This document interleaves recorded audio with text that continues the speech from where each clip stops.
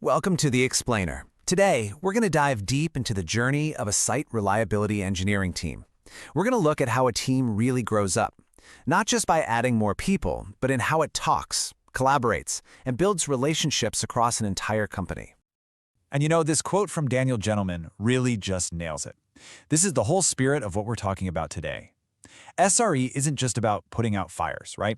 It's about building bridges between teams, which is just another way of saying it's about starting deeper, more meaningful conversations about what it means to be reliable. So we're going to frame this whole thing as a journey of evolution. We'll look at how the role, the responsibilities, and, most importantly, the conversations an SRE team has get more and more mature over time. The big idea here is that an SRE practice doesn't just stay the same.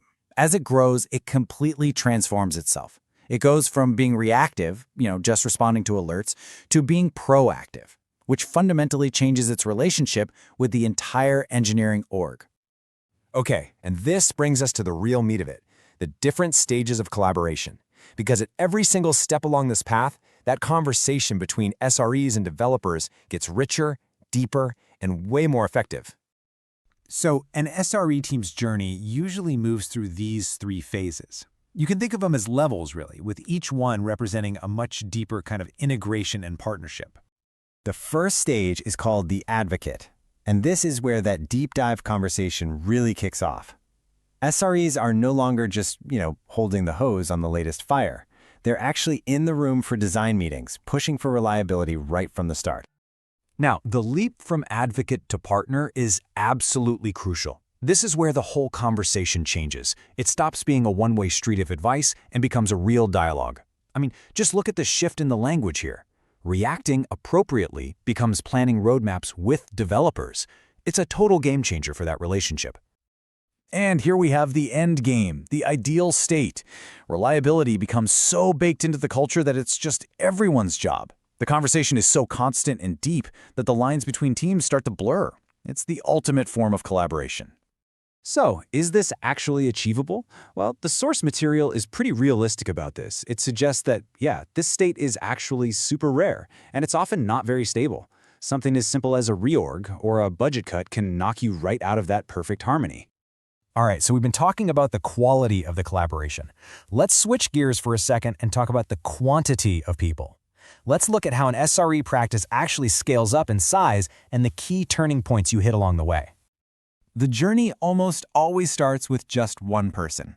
And this first SRE, they're focused on the absolute basics, right? Getting monitoring set up, figuring out observability, and just getting some kind of post-incident review process going. They're bootstrapping the whole thing. Now, 6 is kind of the magic number. Why? Well, with 6 people, you can finally set up a humane, sustainable on-call schedule in one location. This is huge because it frees the team up from constant firefighting so they can actually start taking on projects and building a reputation. Once you hit 18 people, and this assumes they're spread out across the globe, a whole new world opens up. You can start doing a follow-the-sun model. That means on-call duty gets handed off from one time zone to the next. It's an incredible improvement for everyone's quality of life.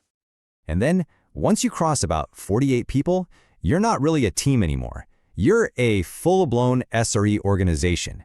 You probably have multiple, specialized SRE teams, each focused on a different area, like infrastructure or a specific product line. This table sums it up perfectly. Just look at how the challenges evolve. When you're a team of one, the big risk is trying to specialize too early. But by the time you're at 48 plus, the challenge isn't about the work itself. It's about keeping everyone aligned and maintaining a single culture. Of course, this whole journey, it's never a perfectly straight line in the real world. So, let's wrap up with some really important advice, some wisdom from the trenches, from SREs who've actually been there and done that. Okay, this is so important. Don't think of this as some rigid ladder that you climb once and you're done. It's way more dynamic. A team might be an amazing partner for a few months, and then a reorg happens and suddenly they're back in advocate mode. And you know what? That's totally normal. I really love this piece of advice from Jamie Wilkinson because it just cuts through all the noise and gets right to the point. The core mission of SRE isn't about specific tools or processes. It's simple. Figure out what reliable means, measure it, and then use every tool in your toolbox to defend it. That's it.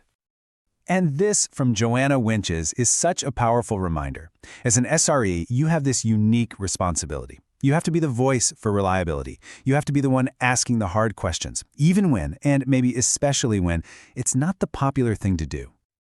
And finally, this is just a brilliant lesson in pragmatism. David Caudell is basically saying, hey, focus on progress, not perfection. Just get the whole system working from end to end, even if it's a little wobbly at first. You can always go back and make it better once you've got a working cycle. In the end, it all comes back to this.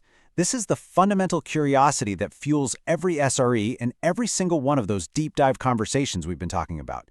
If you start with these two simple but incredibly powerful questions, you're on the right path to building more reliable, more resilient, and more collaborative systems.